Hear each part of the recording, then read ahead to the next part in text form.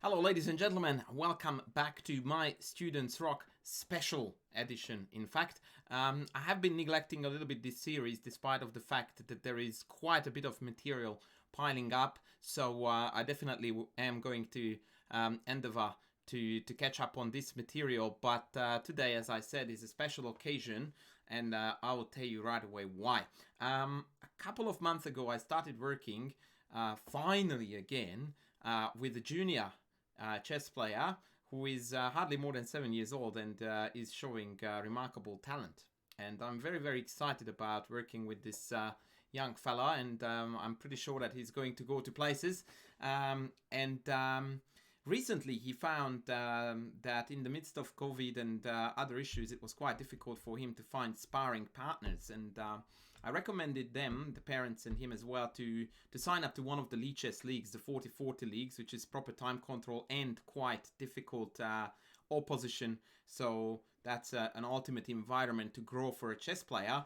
And it turned out that I wasn't wrong, because the rating average of the opponents in the league that he signed up for is about 2200-ish or thereabouts versus his 1740. So we are covering in most games a 500 rating gap.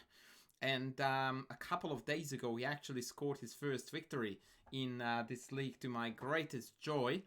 And now I am going to show you what and how exactly happened. So, student is in the white trunks, playing against the opponent, who is in the black trunks, representing 2157 rating points.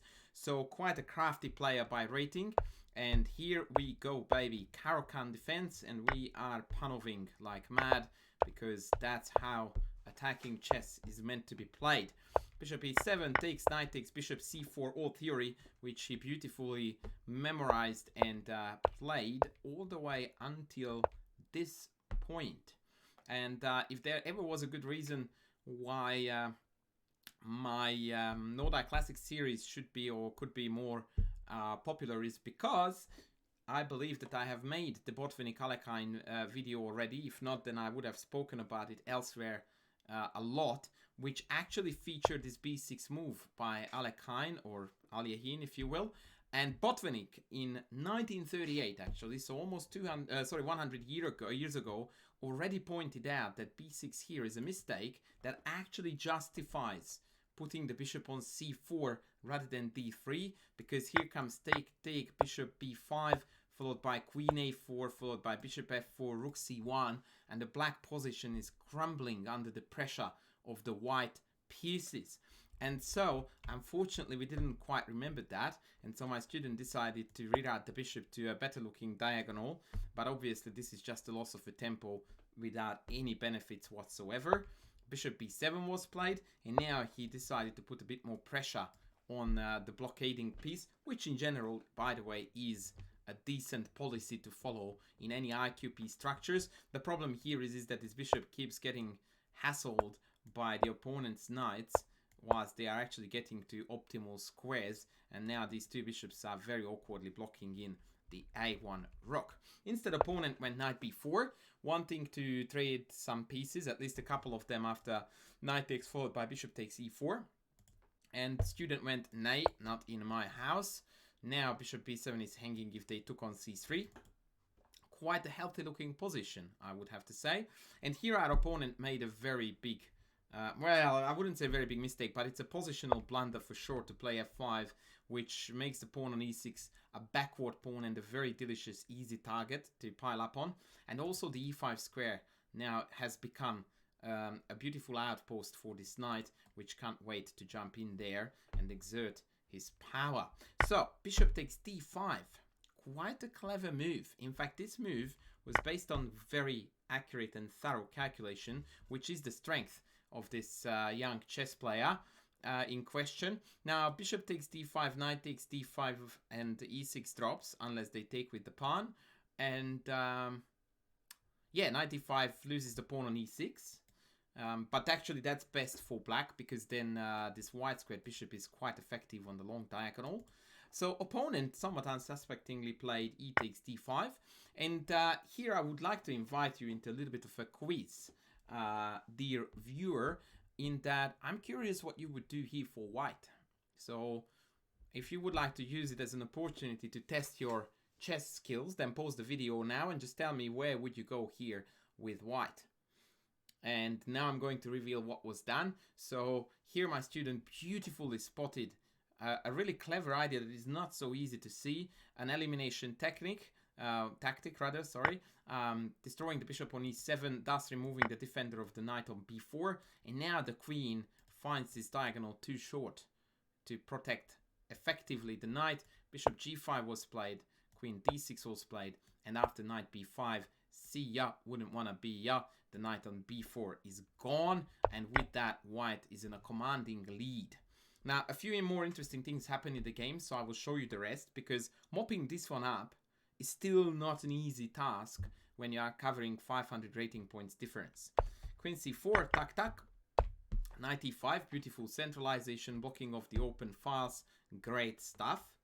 h6, bishop in, rook e8, and bishop b4, creating now a very annoying threat. In fact, the two knights combined here with their ability to jump into these squares made the defense for the two rooks quite awkward.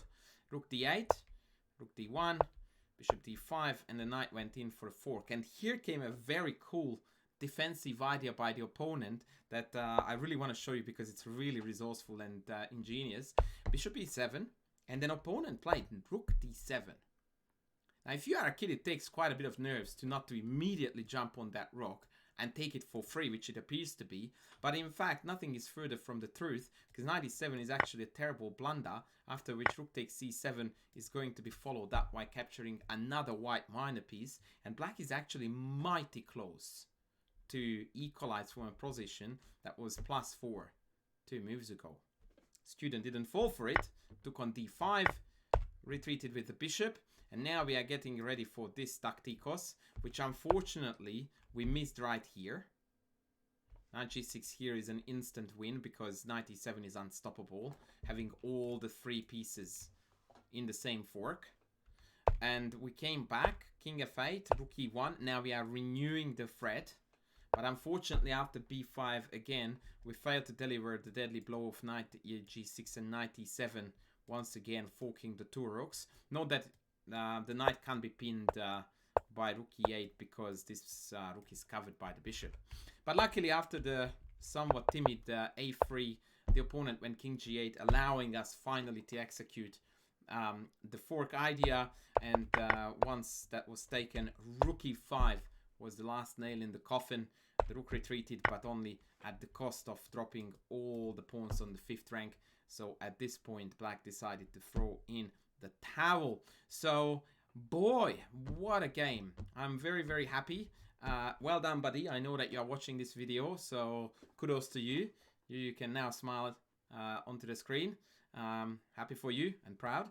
I think it's actually quite a cool inspiration to all of us, really, who still are aiming to get better at chess. That, yeah, studying, working hard, and, you know, sometimes you can easily cover 500 rating point difference. So kudos to you, young fella. And I encourage all of you chess punks and all other club players and adult improvers to keep at it, because this beautiful game always has the potential to entertain us with beautiful games like this. That was me for now. Be sure to stay tuned because I will be back with more soon. Thanks for watching.